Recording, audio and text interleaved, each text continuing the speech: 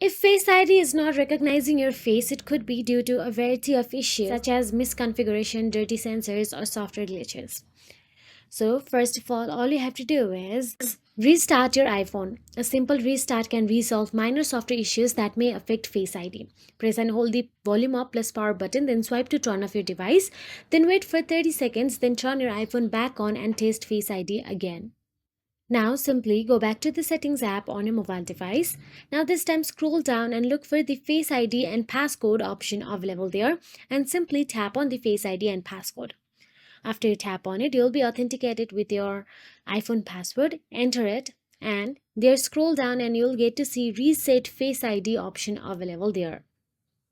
Scroll down and in red highlights you can see Reset Face ID. Tap on the Reset Face ID and reset your Face ID. There you can again see Set a Face ID option available. Tap on the Set a Face ID and set your Face ID. So that is it. If you found this video helpful, please like, share and subscribe, and thank you so much for watching.